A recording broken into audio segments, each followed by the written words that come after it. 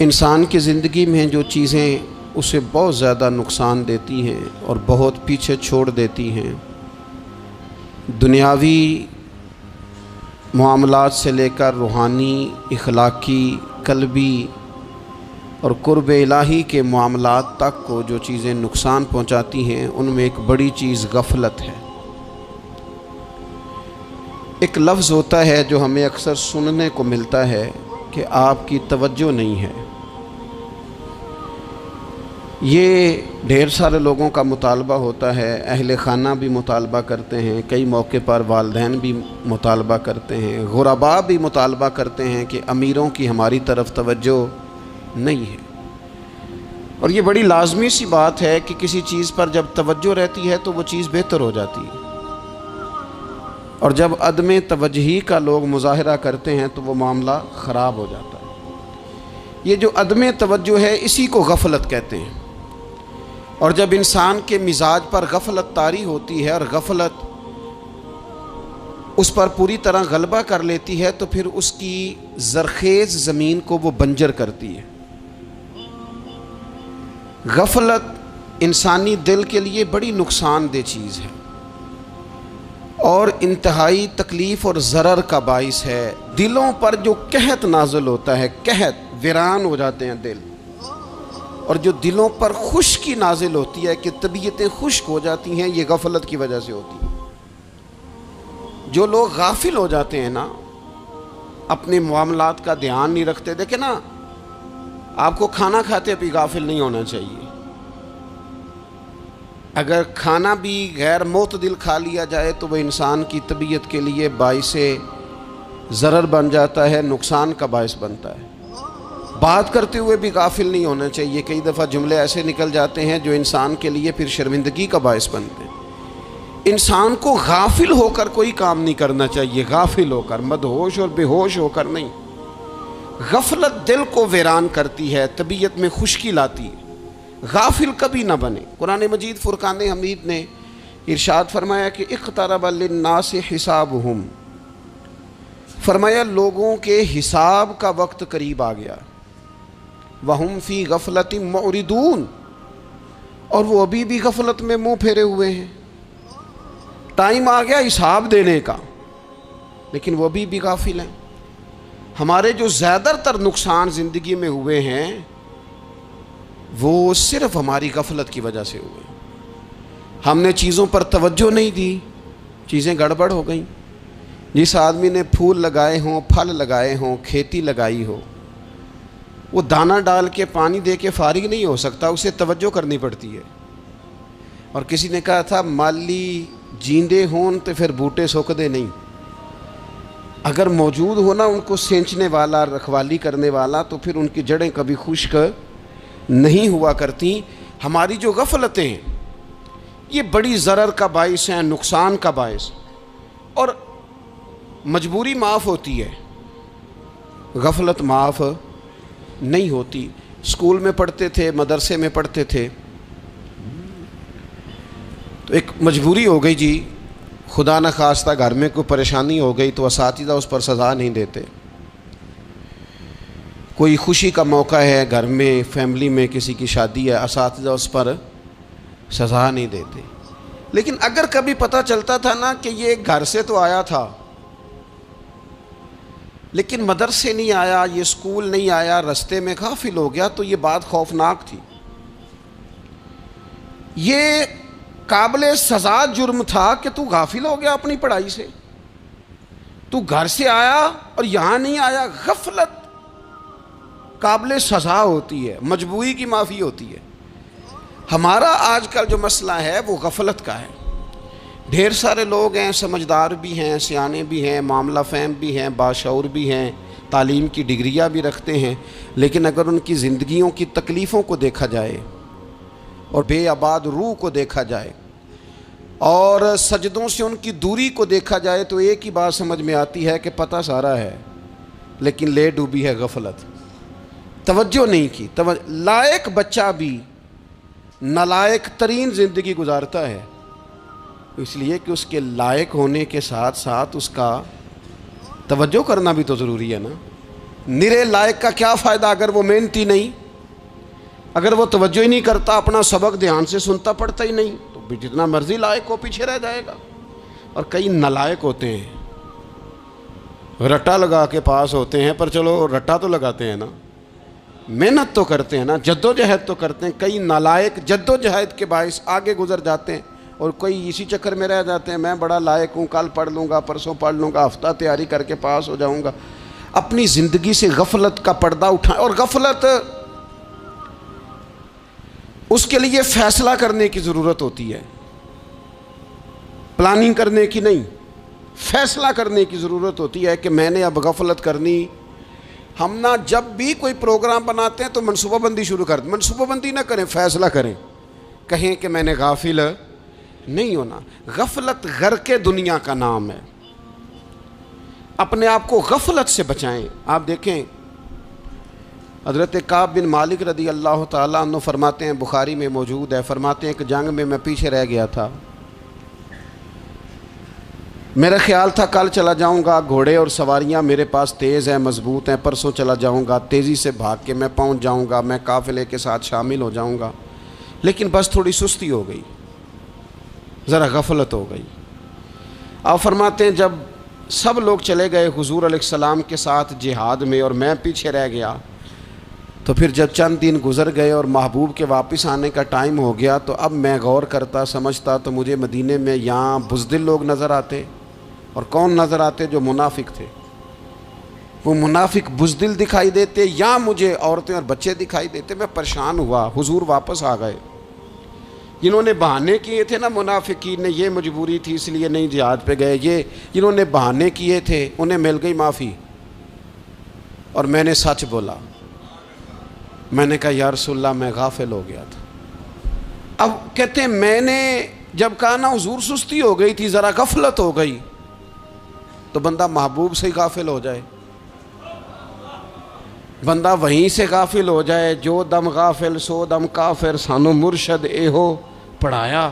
جب کہا نا حضور وہ غلطی ہو گئی، کوئی مجبوری نہیں تھی، تو فرماتے ہیں باقیوں کو معافی مل گئی، میرے ساتھ حضور ناراض ہو گئے۔ ایک دن نہیں، 2 دن نہیں، 50 دن حضور ناراض رہے۔ مدینے کی گلیوں نے مجھے پہچاننا چھوڑ دیا، در و دیوار سے مجھے یوں لگتا تھا کہ میں پردیسی ہوں۔ فرماتے ہیں میں مسجد میں آتا تھا، میں جب محبوب کو دیکھتا تو حضور رخ انور پھیر لیتے، اور مجھے پتا تھا جب میرا چہرہ ادھر ادھر ہوتا تو پھر کریم رحمت کی نظر فرماتے۔ فرماتے ہیں 50 دن مسلسل، پھر مجھے حکم ہوا کہ بیوی بھی بھیج دو، میکے بچے بھی بھیج دو، ننہال یعنی تنہا رہ جاؤ۔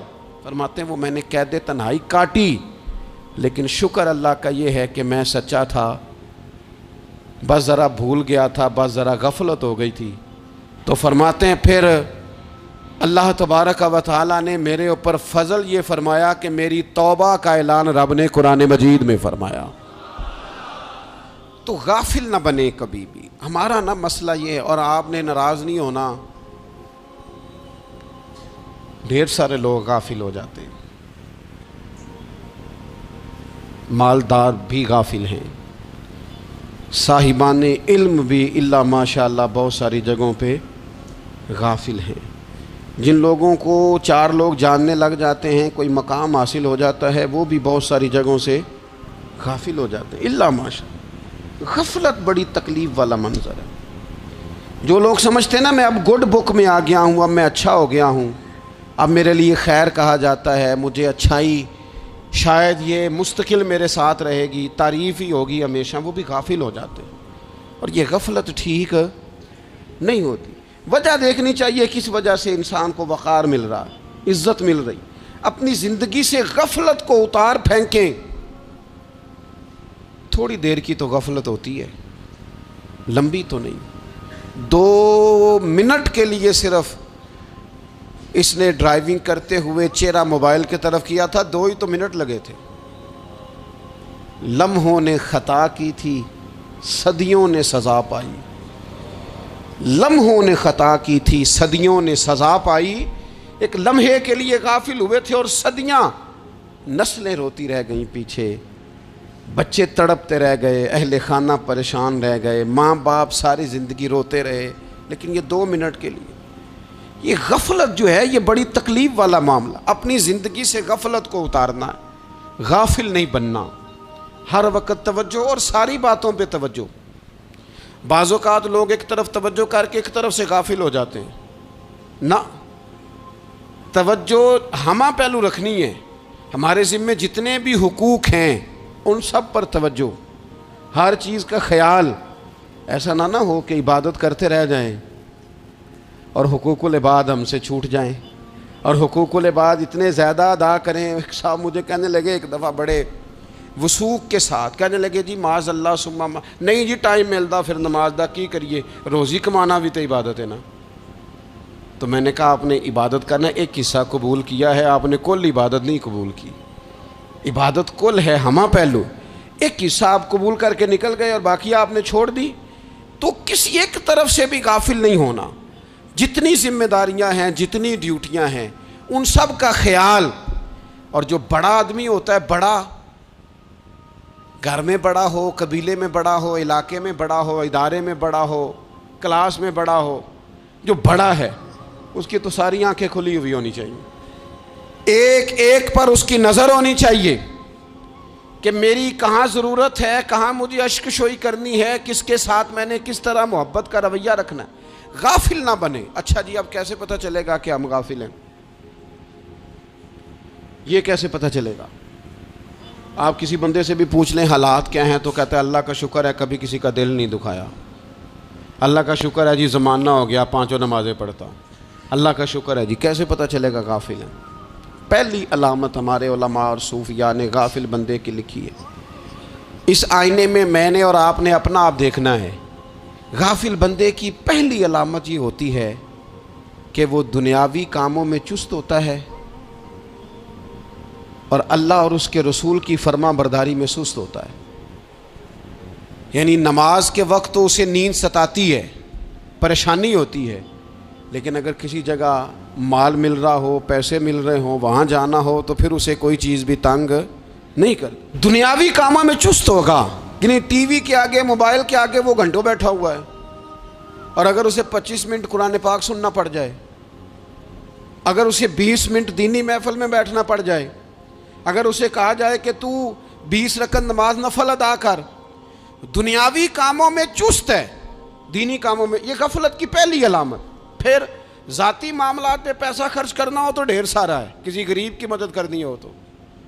وہ ہمارے ایک دوست ہیں، وہ اکثر کہا کرتے ہیں، وہ کہتے ہیں آج کل کسی سے کہنا فلائی کام میں، دینی کام میں، کسی کی مدد میں کچھ 4 پیسے خرچ کرنے ہیں تو لوگ کہتے ہیں ہاتھ تنگ ہے. ہاں کوئی سستا پلاٹ ملتا ہو نا، اور اگر یہ سمجھ آ جائے کہ وہ مجبور ہے بیچارہ بیچنے والا، تو پھر کہتے ہیں میں 2-3 دوستوں کو پھاڑ لے سن. ذاتی کاموں میں جب بندہ چست ہو اور دینی کاموں میں سست ہو تو مطلب یہ ہے کہ بندہ غافل ہے. پہلی علامت غفلت کی. اور غفلت کی دوسری نشانی یہ ہے کہ انسان گناہ کے کاموں کو معمولی سمجھنے لگ جاتا ہے. یہ غافل بندے کی نشانی ہے. گناہ کو معمولی سمجھتا ہے، چھوٹا سمجھتا ہے. آج کل لوگ کہتے نہیں میں کو اکیلا کر رہا ہوں، ساری دنیا ہی کرتی ہے. وہ جناب کیا ہو گیا، اگر یہ غلطی ہو گئی تو بندے سے ہو ہی جاتا ہے. گناہ کو معمولی سمجھنا، چھوٹا سمجھنا اور کہنا پھر کیا ہو گیا ہے، انسان سے غلطی ہو جاتی ہے. آپ دیکھ لیں کہ سینکڑوں بیسیوں گناہوں کا بوجھ ہمارے سروں پہ ہوتا ہے، لیکن کوئی ہمارا دبدبہ ہے، کوئی ہماری گفتگو ہے، کوئی ہمارے جملوں میں خود پسندی ہے، کوئی ریاکاری ہے، کوئی تصنع ہے. یہ غافل بندے کی علامت ہے. نبی اکرم صلی اللہ تعالیٰ علیہ وآلہ وسلم نے فرمایا مومن اپنے گناہوں کو پہاڑ کی طرح سمجھتا ہے. یہ بخاری میں حدیث ہے. مومن پہاڑ کی طرح جانتا ہے اور وہ ڈرتا ہے کہ کہیں وہ پہاڑ اس کے اوپر گر نہ جائے، یعنی کہیں مجھے میرے گناہ کی سزا نہ مل جائے. چھوٹے گناہ کو بھی پہاڑ جانتا ہے، یار مجھ سے غلطی ہو گئی، مجھے ٹھیک کر لینی چاہیے، مجھے معافی لے لینی چاہیے، مجھے توبہ کر لینی چاہیے. مومن اپنے اوپر گناہ کو پہاڑ کی جانب سمجھتا ہے. اور حضور علیہ الصلوۃ والسلام فرماتے ہیں کہ یہ جو فاسق اور فاجر ہوتا ہے نا، اللہ کا نافرمان، یہ گناہ کو مکھی کی طرح سمجھتا ہے، یہ سمجھتا ہے میں نے اشارہ کرنا ہے مکھی نے اڑ جانا ہے۔ مومن کی علامت یہ ہے کہ وہ پہاڑ جانتا ہے اگر غلطی ہو جائے تو پہاڑ۔ امام اعظم ابو حنیفہ رحمۃ اللہ علیہ گزر رہے تھے تو بارش ہو گئی تھی اور کوفہ میں کیچڑ تھا، تو آپ نے جو جوتے پہنے ہوئے تھے ان جوتوں سے چلتے ہوئے نا آپ کے پاؤں سے کچھ مٹی اڑی، تو سامنے ایک یہودی تھا، اب اس زمانے میں دیواریں کچی ہوتی تھیں، اس کے دیوار پر جا کے وہ مٹی جو تھی وہ لگ گئی۔ اب امام صاحب بڑے پریشان ہوئے کہ میں نے اس کی دیوار کو آلودہ کر دیا۔ یہاں تو لوگ اپنی اینٹیں رکھتے رکھتے کئیوں کی دیواریں توڑ ہی دیتے ہیں، اور پھر وہ اس پر ماننے کو بھی تیار نہیں ہوتے، تسلیم کرنے کو بھی تیار نہیں ہوتے۔ وہ کہتے ہیں پھر کیا ہو گیا، اب ہمارا یہاں گھر ہے تو ہم نے ٹرالی منگوانی نہیں تھی، ہمارا حق بنتا تھا۔ امام صاحب کے پیروں سے ذرا کیچڑ اڑا، یہودی کی دیوار پہ لگا، اس کی کچی دیوار تھی۔ امام صاحب پریشان ہو گئے، سوچنے لگے کہ اگر میں دیوار سے یہ کیچڑ اتارتا نہیں تو یہ بھی زیادتی ہے، میں نے اس کی دیوار کو گدلا کر دیا، اور اگر میں اتارتا ہوں تو کچھ مٹی اس کی دیوار کی بھی اتر جائے گی، کچی دیوار ہے، یہ بھی زیادتی ہے۔ مومن گناہ کو پہاڑ کی طرح سمجھتا ہے کہ کہیں گر نہ جائے، اس کی بھی کہیں سزا نہ مل جائے۔ امام صاحب نے اس کے دروازے پہ دستک دی، وہ باہر آیا تو اتفاق سے وہ آپ کا مقروض بھی تھا، اس نے پیسے دینے تھے۔ باہر نکلتے ہی کہنے لگا اوہو آپ تو قرض لینے آ گئے، میرے پاس تو ابھی گنجائش نہیں ادا کرنے کی۔ تو امام صاحب کہنے لگے تو قرض چھوڑ، وہ میں نے معاف کیا، میرے سے غلطی ہو گئی ہے۔ میں آ رہا تھا، لکڑی کے جوتے اس زمانے میں کھڑاؤں لوگوں نے پہنے ہوتے تھے، کہا وہ میرے پیروں سے ذرا کیچڑ اڑا ہے، تیری دیوار پہ لگ گیا ہے۔ اب میں بڑی دیر سے کھڑا سوچ رہا ہوں کہ اگر میں تیری دیوار صاف نہ کروں تو میں نے یہ میلی کر دی، گدلی کر دی، یہ بھی بات درست نہیں ہے، زیادتی، اور اگر میں اسے صاف کرتا ہوں کچی دیوار سے کچھ مٹی اتر جائے گی تو یہ بھی زیادتی ہے، اب تو بتا میں کیا کروں۔ تو بے موسمہ پھل تھا نا یہ، تو بے موسمہ پھل دیکھ کے بندہ حیران ہو جاتا ہے، جو باتیں روٹین میں نہ ہو رہی ہوں وہ ذرا انوکھی لگتی ہے، بندہ حیران ہو گیا، غور سے امام صاحب کا چہرہ دیکھنے لگا، غور سے چہرہ دیکھنے لگا، اور پھر تھوڑی دیر سوچنے کے بعد کہنے لگا حضور پہلے میں نے دین اسلام کے بارے میں پڑھا اور سنا تھا، آج میں نے دین دیکھا ہے۔ پہلے میں نے سنا تھا کہ دین اسلام اس طرح کا ہے، آج میں نے دین۔ ہم نہ پوری دنیا کے کافروں کو دین سنانا چاہتے ہیں، دکھانا نہیں چاہتے، ہم نیک نظر آنا چاہتے ہیں، نیک بننا نہیں چاہتے، ہم نیک نظر آنا چاہتے ہیں۔ نتیجہ کیا نکلتا ہے کہ کچھ عرصے کے بعد پتہ چل جاتا ہے بندہ کس لیول کا نیک ہے، کیا معیار ہے اس کی نیکیوں کا۔ کہنے لگا حضور پہلے میں نے دین سنا تھا، آج دیکھا ہے۔ آپ وہ مٹی کی دیوار پر جو کیچڑ لگ گیا ہے، دیوار کو بعد میں صاف کیجئے گا، پہلے کلمہ پڑھائیں تاکہ میرے اندر کا کفر صاف ہو جائے، مجھے مسلمان کر دیں۔ تو غافل آدمی جو ہوتا ہے نا وہ پھر تیسری بات، جب بندہ بہت زیادہ غافل ہو جاتا ہے پھر اعلانیہ گناہ کرنے لگتا ہے۔ ایک گناہ پھر اس کا اظہار گناہ۔ ایک بندہ حدیث پاک میں آتا ہے، ایک بندہ رات کو کوئی غلطی کرتا ہے، اللہ تعالیٰ اس پہ پردہ ڈال دیتا ہے، لیکن وہ سویرے خود لوگوں کو بتاتا پھرتا ہے میں نے یہ کیا، میں نے یہ کیا۔ جب آپ اظہار گناہ کرتے ہیں نا تو سامنے والا بھی دلیر ہوتا ہے، کہتا ہے اس نے کیا میں کر لوں گا تو پھر کیا ہوا۔ ہمارے علماء نے لکھا ہے کسی کی نماز قضا ہو جائے تو کسی کو بتائے نہ، قضا پڑھ ڈالے، اس کا جگہ جگہ ذکر نہ کرے۔ جب آپ کہیں گے نا میری قضا ہو گئی تو آپ کے ساتھ رہنے والا بچہ دوست سمجھے گا یار اس کی قضا ہو گئی ہے تو میری بھی ہو جائے گی تو کیا ہوا۔ گناہ کرنا بھی گناہ ہے اور گناہ کا اظہار بھی گناہ ہے۔ نبی اکرم صلی اللہ تعالیٰ علیہ وآلہ وسلم نے ارشاد فرمایا میری ساری امت کو معافی مل جائے گی سوائے ان لوگوں کے جو اعلانیہ گناہ کرتے ہیں۔ یہ بخاری مسلم دونوں میں حدیث موجود ہے۔ جو اعلانیہ گناہ، جنہوں نے خود ساری دنیا کو گواہ بنا لیا، میں نے یہ بھی جرم کیا، یہ بھی کیا، یہ بھی کیا، یہ بھی کیا، خود انہوں نے لوگوں کے، بہت بڑے غافل آدمی کی علامت ہے کہ گناہ کرے اور پھر اوپر سے اعلانیہ گناہ کرے، اتنا بڑا جرم کرے۔ پھر چوتھی علامت اگر ہم دیکھنا چاہیں کہ ہم غافل تو نہیں، تو غافل بندے کی چوتھی علامت یہ ہوتی ہے کہ وہ فضول کاموں میں وقت بڑا ضائع کرتا ہے، فضولیات میں، ادھر بیٹھے ہیں ادھر بیٹھے ہیں، یہاں گپ شپ ہو رہی ہے، وہاں موبائل دیکھا جا رہا ہے، پھر کچھ ٹائم ملا ہے تو پھر کہیں دور دراز کسی ہوٹل پہ کھانا کھانے چلے گئے، پھر کچھ ٹائم ملا تو چلو نکلتے ہیں ذرا کوئی ہفتہ سیر کر آتے ہیں، یہاں گپ شپ ہے، فلاں کو ڈسکس کر لیتے ہیں، فلاں کے بارے میں بات کر لیتے ہیں، سیاسی تبصرے کر لیتے ہیں، یہ تھوڑی گفتگو ہو جاتی، چلے محلے داروں پہ تبصرہ شروع کرتے ہیں، کون روٹی زیادہ کھا رہا ہے اور کس کے پاس پیسے زیادہ آ گئے، چلو جا کے پتہ کرتے ہیں، حالانکہ یہ پتہ نہیں کرنا چاہیے تھا، پتہ تو اس کا کرنا چاہیے تھا جو بیچارہ کل سے بھوکا ہے، خبر تو اس کی رکھنی چاہیے تھی جس بیچارے کے گھر میں بچوں کے لیے پہننے کو کپڑے موجود نہیں ہیں، اس پر تبصرہ یہ کرتے ہیں کہ یہ محنت کیوں نہیں کرتے، اور اگر کسی پر اللہ عطا کر دے پھر حساب ضرور لگاتے ہیں کہ ذرا معلومات کرو یہ اتنی جلدی آگے کیسے نکل گئے۔ غافل بندے کی علامت ہے وقت کا ضائع کرنا اور فضول کاموں میں ضائع کرنا اور بلا وجہ ضائع، اور ایسے سوالات کرنا جن کی ضرورت ہی کوئی نہیں، بالکل ضرورت ہی نہیں، کوئی مطلب ہی نہیں، لیکن ہم لوگ وقت ضائع، یہ غفلت کی علامت، غفلت۔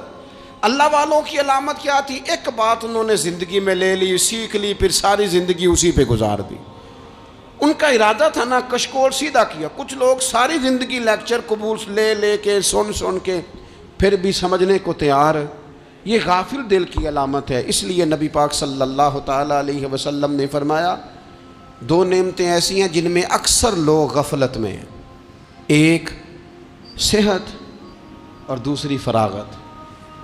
لوگ بلا وجہ وقت ضائع کرتے ہیں، اللہ نے صحت دی ہے کسی خیر کے کام میں لگائیں، اگر آپ کے پاس فارغ وقت ہے تو قرآن پاک کو یاد کریں، ترجمہ اور تفسیر سے پڑھیں، محبوب پاک علیہ السلام کی احادیث کو یاد کریں، اللہ والوں کی باتیں سنیں، وقت ملے تو عبادات میں لگائیں، نوافل میں لگائیں، تلاوت میں لگائیں، ذکر اذکار میں لگائیں، اور پھر اللہ مزید توفیق عطا کرے تو کسی کے بھلے میں وقت لگائیں، گلی سے کوئی کانٹا اٹھائیں، کوئی روڑا اٹھائیں، کوئی کسی کی مدد کریں، لیکن یہ غافل ہونے کی علامت ہے کہ اپنے وقت کو ضائع کرنا۔ اور پھر اسی طرح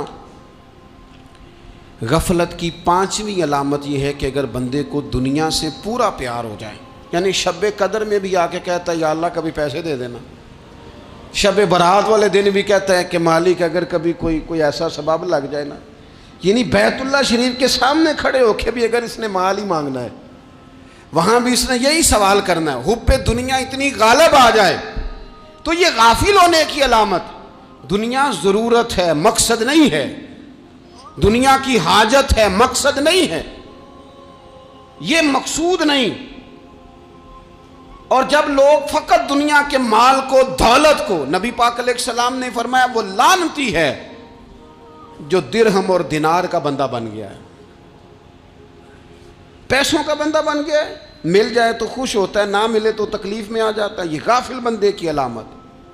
مومن تو وہ ہوتا ہے کہ دولت رزق حلال ضرور کماتا ہے تاکہ کسی کے آگے ہاتھ نہ پھیلانا پڑے، کوشش ضرور کرتا ہے، پر دنیا کو جیب میں جگہ دیتا ہے، دل میں نہیں دیتا، اس کی جگہ جہاں ہے اسے وہاں رکھتا ہے، اسے دل میں جگہ، دل تو ایک ہے، اس میں رب رسول کو بسائیں گے یا کسی اور کو بسائیں گے؟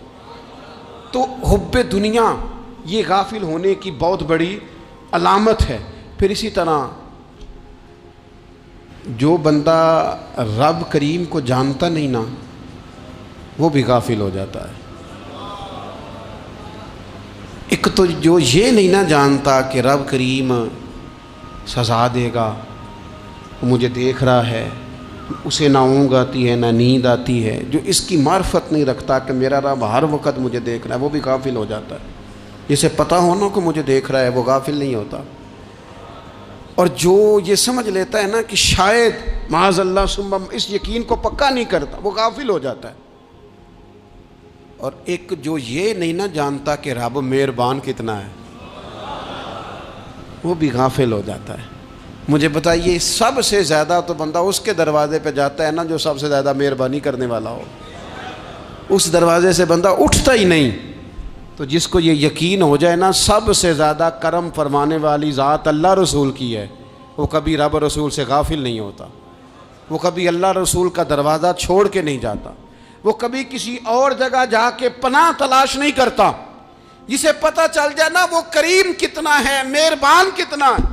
ملا رومی رحمت اللہ علیہ فرماتے ہیں بہت بڑا مجرم تھا ایک بندہ، بہت بڑا گناہگار تھا، بت کو پوجتا تھا، تھک گیا، ساری رات بت کے سامنے کھڑا تھا، معاذ اللہ یا صنم یا صنم یا صنم کہتے، تھک گیا، نیند آ گئی، اونگ آ گئی۔ جب پوری طرح نیند آ گئی اور دماغ پہ نیند قبضہ کرنے لگی تو اس کے منہ سے نکل گیا، صنم صنم کہہ رہا تھا نا، نکل گیا یا صمد، او بے نیاز مالک۔ رب کریم نے فرشتوں سے فرمایا دوڑ کے جاؤ، جو کہتا ہے اسے دے دو۔ فرشتے کہنے لگے مالک وہ تو بت کو پکار رہا تھا، اس نے تو غلطی سے نام لیا ہے۔ فرمایا مجھے نہیں پتا، لیکن دیکھو نا اس نے مجھے پکارا تو ہے نا، کتنی دیر سے جھوٹے کو پکار رہا تھا، اس کا معاملہ حل نہیں ہوا، اب اگر سچے کو پکارنے پہ بھی حل نہ ہوا تو فرق کیا رہ جائے گا؟ دے دو جو مانگتا ہے، دے دو۔ میرے دوست گر پتہ چل جائے وہ کریم کتنا ہے، وہ مہربان کتنا ہے۔ میرے رسول پاک علیہ الصلوۃ والسلام نے تو فرمایا تیری آنکھ سے اگر اس کے خوف سے اتنا آنسو بھی نکل گیا جتنا مچھر کا پر ہوتا ہے، تو جس طرح بھینس کے تھنوں سے نکلا ہوا دودھ واپس تھنوں میں نہیں نہ جاتا، جو اتنا بھی روئے نہ روئے اللہ کے خوف سے، وہ بندہ دوزخ میں نہیں جائے گا۔ تھوڑی دیر کے لیے ڈر جائے اپنے رب سے، آئے تو صحیح۔ عدم معرفت غفلت پیدا کرتی ہے، تو آ تو صحیح، وہ تو کریم ہی بڑا ہے، وہ تو مہربان ہی بڑا ہے۔ حضرت زنیرہ رضی اللہ تعالی عنہ حضور کی صحابیاں ہیں۔ ایام جو مکے کے تھے مسلمانوں پر بڑی آزمائش کے تھے، انہیں بڑا مارا کفار نے، اتنا مارا کہ ان کی بینائی چلی گئی، نظر آنا بند ہو گیا۔ کافروں کی عورتوں نے تانا دیا کہ تو نے ہمارے بت چھوڑے ہیں نا، تو دیکھنا تیری بینائی چلی گئی۔ تو جناب زنیرہ اللہ پہ بھروسہ، توکل، معرفت الہی کا جذبہ، اٹھ کے کھڑی ہو کہنے لگی چپ کرو، تمہارے جھوٹے بت کیا کر سکتے ہیں، میرا رب چاہے تو صبح جب میں اٹھوں تو میری آنکھیں روشن ہوں، اگر کریم کرم کر دے۔ لوگ کہتے ہیں واقعی ایسا ہوا، جب وہ سویرے اٹھیں تو اللہ نے ان کی روشنی واپس کر دی تھی۔ تجھے پتہ چل جانا وہ مہربان کتنا ہے۔ وہ ایک بزرگ تھے تو ان سے کسی نے کہہ دیا کہ اگر آپ کا حساب آپ کے ماں باپ کے ذمہ ہو جائے تو پھر کیسا، پوچھنے کے لیے قیامت میں اگر ماں باپ حساب لیں تو پھر کیسا۔ تو بڑے سیانے لوگ تھے جو دل والے تھے، کہنے لگے نہیں، رب کریم ہی ٹھیک ہے، اس لیے کہ وہ ماں باپ سے کہیں بڑھ کر پیار کرنے والا ہے۔ اگر یہ معرفت مل جائے وہ کریم کتنا ہے۔ اور جب بندہ پوری طرح اس کی بارگاہ میں آ کے تڑپ جاتا ہے نا، مولا میں جاؤں کدھر، تیرا دروازہ چھوڑ کے جاؤں کدھر۔ اقبال کہتے ہیں وہ ایک سجدہ جسے تو گراں سمجھتا ہے، 1000 سجدوں سے دیتا ہے آدمی کو نجات۔ تجھے جگہ جگہ جھکنا نہیں پڑے گا اگر تو صحیح معنوں میں اپنے رب کی بارگاہ میں جھک جائے۔ تو میرے عزیز کوشش کریں کہ اس کی معرفت، اس کا کرم، اس کی عطا اور اللہ تبارک و تعالیٰ کے حاضر و ناظر ہونے پر عین الیقین، حق الیقین حاصل کریں۔ اور پھر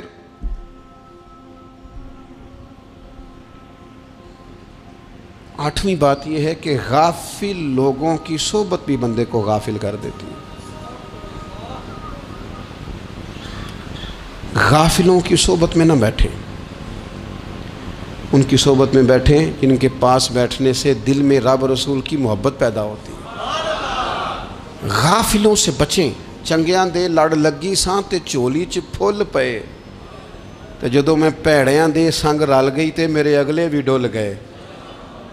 برے آدمی کی صحبت بندے کو غافل کر دیتی۔ غافلوں کی صحبت میں کبھی نہ بیٹھیں، کبھی نہیں۔ غافل آدمی آپ کو غافل کر دے گا۔ میرے نبی پاک علیہ الصلوۃ والسلام نے فرمایا انسان اپنے دوست کے مذہب پر ہوتا ہے۔ یہ بہت بڑے لفظ ہیں۔ فرمایا المرء علی دین خلیلہ، انسان اپنے دوست کے مذہب پر ہوتا ہے۔ تو دیکھ تو نے دوست کس کو بنایا، جو تیرے دوست کا مذہب ہوگا وہی تیرا ہو جائے گا۔ ہم نے دوست بنایا نا غوث پاک جیلانی کو، ہم نے یاری لگائی ہے نا داتا علی اجمیری سے، ہماری نسبت ہے نا معین الدین اجمیری سے، ہمارا تعلق ہے نا بہاؤالدین زکریا ملتانی سے، ہمارا رشتہ ہے نا حضرت مجدد الفسانی سے، ہم ماننے والے ہیں نا اعلیٰ حضرت بریلوی کے، ہمارا تعلق ہے کبھی جماعت علی سے کبھی مہر علی سے، ہمارا ان سے تعلق ہے تو صبح شام ہماری زبان پہ رہتا ہے بلغ العلا بکمالہ کشف الدجی بجمالہ حسنت جمیع خصالہ صلو علیہ وآلہ۔ ان سے تعلق جڑا ہے نا تو کئی دفعہ تنہائیاں تڑپا دیتی ہیں اور تڑپ کے کہتے ہیں آج سکھ متران دی ودھیری ہے، آج سکھ متران دی، سکھ کہتے ہیں اڈیق کو، متر کہتے ہیں محبوب کو، اج سکھ متران دی ودھیری ہے، اے کیوں دلڑی اداس گھنیری ہے، لوں لوں وچ شوق چنگیری ہے، اج نینا لائیاں کیوں جھڑیاں، سبحان اللہ سبحان اللہ سبحان اللہ۔ پہلے کہتے ہیں سکھ متران دی ودھیری ہے یعنی اداس ہوں، پھر حضور کے جلووں پہ نظر کرتے ہیں، کہتے ہیں سبحان اللہ سبحان اللہ، ماں اجمل کا ماں احسن کا ماں اکمل کا، اور پھر فوراً کہنے لگے او کتھے مہر علی، او کتھے مہر علی، کتھے مہر علی تے کتھے تیری سنا، اب ویکھو مشتاق اکھیں کتھے جاڑیاں، بلغ العلا بکمال کشف الدجی بے، اور میرے اعلیٰ حضرت کہنے لگے سرور کہوں کہ مالک و مولا کہوں، باغ خلیل کا گلے زیبا کہوں تجھے، تیرے تو وصف عیب تناہی سے ہیں بری، حیران ہوں میرے شاہ میں کیا کیا کہوں تجھے۔ غافل آدمی کی علامت ہے برے لوگوں کی صحبت میں، خبردار ان کے پاس نہ بیٹھنا جن کے پاس بیٹھنے سے تمہارے دلوں میں اولیاء اللہ اللہ کے بندوں کی عداوت پیدا ہو، خبردار خبردار ان کے پاس نہ بیٹھنا جن کے پاس بیٹھنے سے تمہارے دلوں میں حضور کی اولاد پاک کے بارے میں شک پیدا ہو، خبردار اس شخص کے پاس نہ بیٹھنا جو امام حسین ابن علی کے بارے میں کوئی کمزور بات کرتا ہو، بچنا، خبردار اس سے بچنا جو حضور کے صحابہ کے بارے میں بات کرے، بچنا بچنا اس سے، جو سیدنا ابو بکر صدیق کے بارے میں کوئی، دیکھو کیا مقدر ہے صدیق و فاروق کے، جن کے گھر ہی رحمتوں کے خزینے میں، بھلا کیا کہا نبی پاک، حضور نے فرمایا میرے اوپر جس نے نیکی کی تھی بدلہ دے دیا ہے، یہ جو میرے ابو بکر صدیق ہے نا، ان کو میں اللہ کی بارگاہ میں لے جاؤں گا، کہوں گا مالک تو ہی بدلہ عطا فرما۔ ایک ہاتھ میں جناب صدیق کا ہاتھ پکڑا، ایک میں حضرت عمر کا ہاتھ پکڑا، اور حضور مسجد نبوی سے باہر آ رہے ہیں، دیکھنے والے کی زبان سے بے ساختہ سبحان اللہ نکل گیا، کیا شان ہے کیا مقدر ہے۔ تو حضور علیہ السلام رک گئے اور روک کے فرمایا تو حیران ہو رہا ہے نا، تو حیران ہو رہا ہے نا کہ میں نے ایک ہاتھ میں ابو بکر کو پکڑا ہے ایک میں عمر کو پکڑا ہے، فرمایا قیامت میں جب میری قبر کھلے گی تو میں اسی طرح قبر سے نکلوں گا، اس طرح میدان محشر میں آؤں گا۔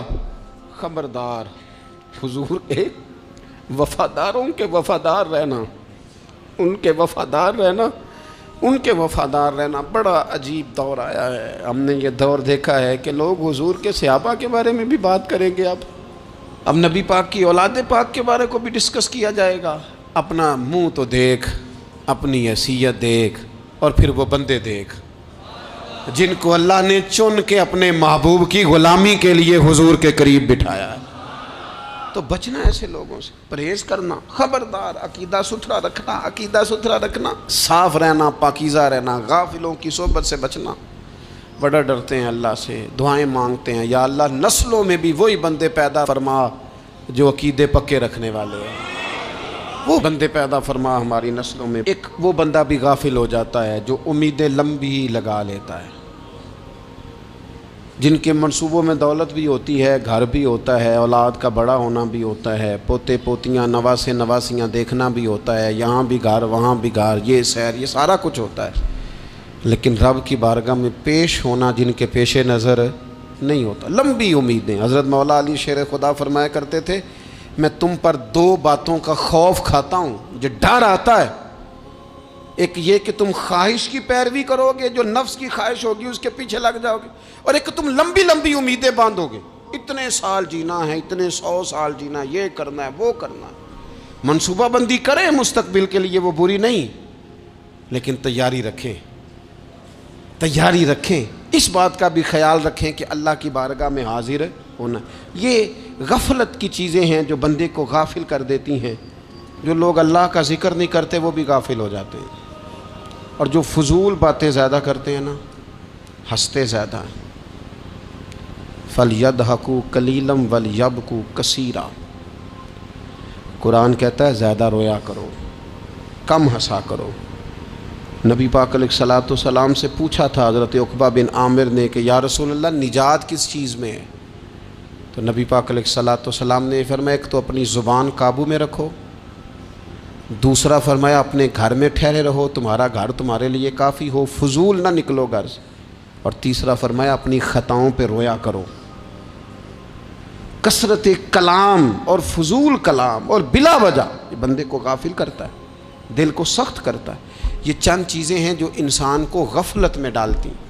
اپنے آپ کو ان چیزوں سے بچائیں اور غفلت کو توڑیں۔ آپ کے ذمے، میرے ذمے جو حقوق و العباد ہیں ان کا پتہ کریں، جو اللہ رسول کے حقوق ہیں ان کی خبر دیکھیں، ہماری جو ذمہ داریاں ہیں ہم کس طرح انجام دے رہے ہیں اس پر توجہ کریں، اپنے معاملات کو ٹھیک کریں۔ ہم انسان ہیں، کوتاہیاں تو رہ جائیں گی، لیکن جب کوشش کریں گے تو پھر رب تعالیٰ مدد بھی فرمائے گا۔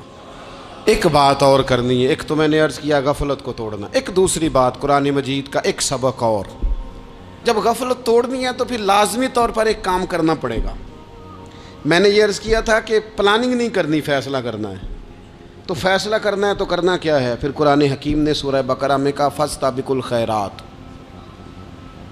یعنی تم نیکیوں کی طرف دوڑو، جلدی جلدی نیکیاں کرو، فٹافٹ، دیر نہ کرو۔ فٹافٹ سے مراد یہ نہیں کہ نیکی جلدی جلدی کر جاؤ، یعنی ٹال مٹول نہ کرو خیر کے کام میں، کل کریں گے، پرسوں کریں گے، عمرہ کر رہے ہیں پھر نیکی ہیں، حج کر رہے ہیں پھر نیکی ہیں، بچے بیال ہوں پھر میں نیک ہوں، یہ تھوڑا سا یہ کام ٹال مٹ، فاستبقوا الخیرات، نیکیوں کی طرف دوڑو، جلدی کرو، بھاگو۔ نبی پاک صلی اللہ تعالیٰ علیہ وسلم نے فرمایا 5 چیزوں کو 5 چیزوں سے پہلے غنیمت جانو۔ حضور علیہ الصلوۃ والسلام فرمانے لگے ایک تو تم جوانی کو نہ بڑھاپا آنے سے پہلے پہلے غنیمت سمجھ لو۔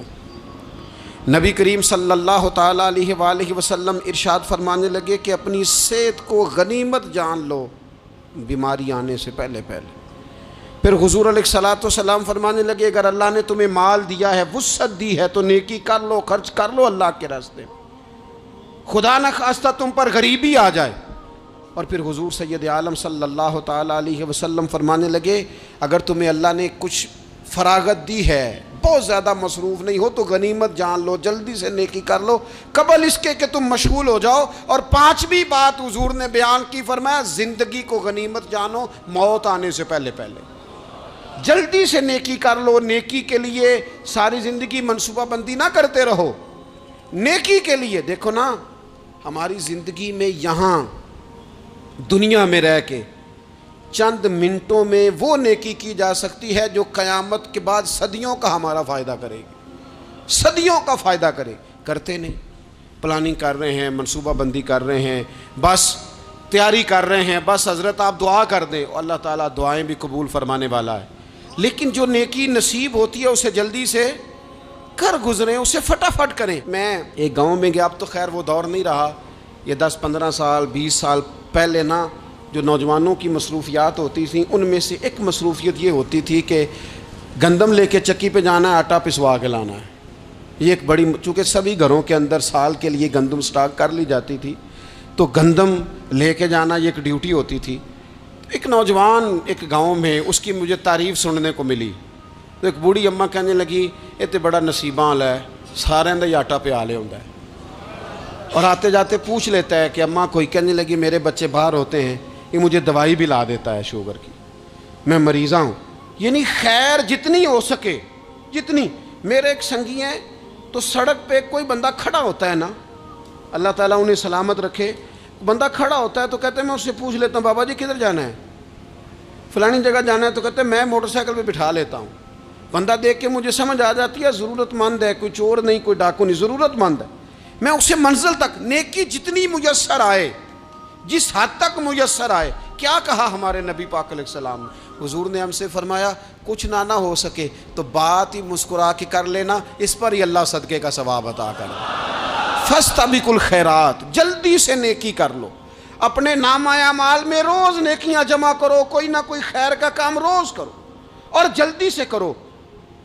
دوسری یہ بات لے کے جانی ہے کہ نیکی جلدی جلدی، فٹافٹ فیصلہ، فٹافٹ نیکی. ایک کر کے پھر انشاءاللہ دوسری کر کے پھر انشاءاللہ تیسری کر کے پھر انشاءاللہ چوتھی. یہ شروع کرنی ہے اور آپ دیکھیں گے اللہ تعالیٰ مہربانی فرمائے گا، مدد کرے گا.